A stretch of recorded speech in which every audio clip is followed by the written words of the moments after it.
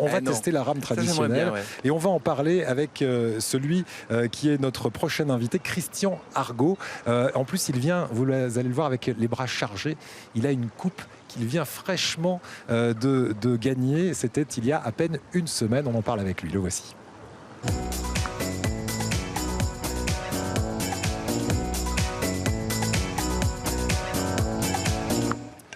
Et toutes les fiches s'envolent. Alors si on peut me récupérer celle-là, c'est volontiers, parce qu'alors il y a tout dessus. Christian Argot, bonjour. Bonjour beaucoup. Alors on est ravis de vous avoir. Vous êtes venu avec un trophée, cette jolie petite barquette bleu, blanc, rouge. C'est un trophée qui signe une victoire régionale et ça date d'à peine une semaine. C'est ça, donc dimanche 2 juin, nous sommes allés à Port-Saint-Louis-du-Rhône. Magnifique club où ils nous ont fait une belle préparation pour faire cette Coupe PACA sur laquelle nous avons été vainqueurs en catégorie homme et en catégorie tamalette. Alors tamalette, parce qu'ici on a dans ce club les tamalous et les tamalettes. Alors ce sont les plus âgés du club, disons-le, c'est ça? Oui, tout à fait. C'est ce qu'on appelle les personnes qui ont plus de 50 ans. Ouais. Et en fin de compte, à chaque fois, quand ils finissaient de ramer, on disait les tamalous. Voilà. Donc le nom est resté. Et les tamalous, ils sont juste derrière nous avec ces bateaux bleus et rouges et ils viennent à notre rencontre là au bout de la jetée. Combien d'adhérents, combien de personnes qui participent dans ces bateaux là? Actuellement, on a donc une association sur laquelle on a 45 adhérents. Ouais. Mais qui est fraîche parce qu'elle date de 2015. Je l'avais créée en 2007. Et en association avec les joutes, et on a séparé un peu tout ça, et voilà. Donc alors c'est bien que vous parliez des joutes, parce qu'on va faire une différence entre différents sports. Alors moi souvent j'entends parler d'aviron. C'est très différent l'aviron et la rame traditionnelle. Et qu'est-ce que c'est la joute par rapport à la rame? Simplement, la grosse différence, c'est qu'au niveau de l'aviron, ils ont des embarcations qui sont avec des matériaux récents, où ils cherchent à gagner du poids. Et nous, on est resté sur des modèles pointus, vraiment à l'ancienne, sur lesquels on est avec des bancs fixes, à la différence des bancs coulissants, des pieds calés. Et après, on a des rames en bois, sur des taquets en bois qui sont attachés avec des bouts, en fin de compte. On a vraiment gardé à l'ancienne. Alors là, on les voit évoluer. Développement durable à mort. Oui, c'est assez développement durable. Totalement écologique. Oui, là. On les voit évoluer. Il faut être très synchro ou au début, quand on a des problèmes avec les bras et les jambes, c'est pas possible? Non, ça se gagne rapidement. Et bon, c'est comme tout, il faut s'entraîner, il faut arriver à évoluer et pouvoir sortir surtout. Mais voilà. Bon, alors pendant que vos équipiers nous rejoignent à la rame, ils vont beacher, comme on dit, c'est-à-dire qu'ils vont venir mourir sur la plage ici. Enfin, quand je dis mourir, c'est les embarcations qui vont venir mourir sur la plage. On leur souhaite pas, bien sûr. On ne fait pas le débarquement de Normandie.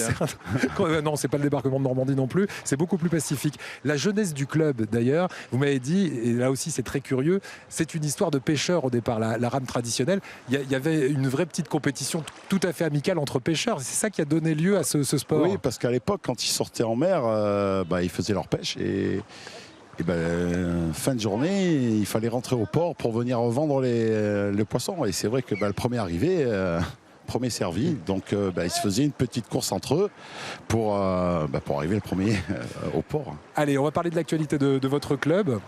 Bien sûr. Quelle est-elle cette actualité? Je sais que vous vous apprêtez, alors c'est pour dans 2 ans, mais en 2021, il va se passer quelque chose d'assez énorme ici à Théoul-sur-Mer. On va essayer effectivement d'organiser la Coupe de France, qui est le plus gros événement au niveau de la rame traditionnelle, parce que les championnats que nous faisons, nous avons quasiment que le bassin méditerranéen qui se déplace. Pour la Coupe de France, nous avons toute la région lyonnaise qui viennent, la région de la Savoie aussi, sur laquelle ils ont des clubs. Donc grosse manifestation sur laquelle nous avons à peu près 600 participants. Voilà. Est-ce que vous avez un cri de guerre avec vos collègues? On n'a pas. Non, effectivement, on n'a pas. Comme ils vont débarquer, j'aurais voulu qu'ils nous fassent un petit cri de guerre. Oui, je pense. Les tamalous et les tamalettes qui sont en train de sortir sur cette plage de Théoul-sur-Mer, tout près de notre plateau, et qui vont nous rejoindre. Juste avant de se quitter, si je vous demande votre plus grande fierté depuis que vous êtes le vice-président de ce club. C'est vraiment de faire sortir toutes ces personnes et sur lesquelles, comme je dis, je leur fais mal lors des entraînements. Et quand on arrive au port, ils te disent merci, ils en redemandent. Ouais. Ça, c'est magnifique. Et pouvoir leur présenter ce beau paysage surtout. C'est quoi l'ambiance d'une compétition de rame traditionnelle ? C'est très convivial ou c'est très très concentré? Bonjour à tous. Bonjour les tamalous et les tamalettes. C'est très convivial parce qu'on se bat contre un chrono et tout le monde a les mêmes contraintes, les mêmes bateaux, les mêmes parcours. Donc ça reste et tout le monde s'encourage. Même si c'est un autre club, on va encourager tout le monde. Ouais. Parce que c'est un gros effort. Alors, c'est un autre club. Tiens, on va leur passer le trophée parce qu'ils l'ont bien mérité. Ils l'ont glané, ce trophée, c'était le 2 juin dernier, exactement. Donc, il y a un tout petit peu plus d'une semaine. Moi, ce que j'ai envie de vous demander, c'est de parler aussi de vos collègues de la joute, parce qu'il va y avoir une actualité, là, le 23 juin prochain, pour les joutes de Théoul-sur-Mer, les jouteurs. Oui, le 23 juin, ils vont organiser la deuxième manche du championnat Côte d'Azur, qualificatif au championnat de France, sur lequel ça va débuter, je pense, aux alentours de 8h30. Et vous avez là toutes les catégories des jeunes, vous allez avoir des jeunes de 7-8 ans jusqu'aux seniors, bien sûr, et ça toute la journée jusqu'à, je pense, aux alentours de 18h. Et très beau à voir, oui, effectivement, qui aura lieu là sur le port. Alors moi vous faites partie de l'équipe qui a gagné la coupe la coupe Provence-Alpes-Côte d'Azur. Ça vous faites de la rame traditionnelle depuis quand, vous? Ça fait 3 ans maintenant. Ça fait 3 ans et ça vous apporte quoi ce sport? C'est un entraînement quand même de professionnels, j'allais dire. C'est combien d'heures par semaine? C'est exigeant, effectivement. On s'entraîne 2 fois par semaine en moyenne, des fois un petit peu plus lorsqu'il y a des compétitions à venir. Et donc c'est très complet, autant sur le plan physique qu'émotionnel, lorsqu'on arrive à avoir les podiums. Et il y a une super entente dans l'équipe, dans le club et également entre clubs. C'est un sport excellent. L'émission s'appelle Ensemble c'est mieux, vous êtes d'accord avec ça? Tout à fait. Et j'ai l'impression que ça s'entend plutôt bien. Il y a des bons moments de rire. Vous avez un fou rire à nous raconter, par exemple, Christian, pendant ces entraînements? Il doit y en avoir un paquet, tiens, en vous en soufflant là. Oui, effectivement. Sur une compétition, par exemple, on fait une compétition, il y a une rame qui s'enlève du taquet.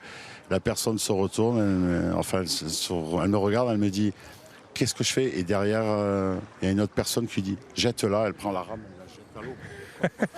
Et là, on se retrouve, il n'y a plus que 5 et on était dans l'Hérault et la rame, elle s'en va, mais il faut finir la course quand même.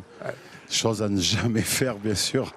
Non, c'est vrai qu'il y a plein de petits bons moments comme ça, super agréables avec l'ensemble des équipages. Voilà, et c'est très sympa et fair play. Et merci d'avoir pris sur votre temps, parce que je vois qu'il y a aussi des travailleurs qui sont là aujourd'hui sur leur temps pour venir nous rejoindre ce matin sur la plage de Théoul-sur-Mer. Et dernière question, parce que je vous ai demandé en préparant cette émission votre plus grand bonheur, et vous avez une phrase presque poétique pour me répondre. Votre plus grand bonheur, c'est d'arriver le matin à l'entraînement avec un soleil. Ouais, quand on arrive à l'entraînement, on arrive où on a un coucher de soleil souvent qui est magnifique. Alors ça, c'est plutôt en fin de journée, alors. Ouais, mais c'est souvent ce moment-là quand même. Et la mer, souvent c'est un lac, une montagne enneigée en face, enfin avec les Alpes. Alors, on finit sur la pointe de l'Aiguille. Je veux dire, en cadre, il n'y a pas plus joli. Je veux dire, aujourd'hui, j'ai pas vu plus joli. Bon, écoutez, merci beaucoup. Et si je montre votre coin préféré de Théoul-sur-Mer, vous en avez un quand même?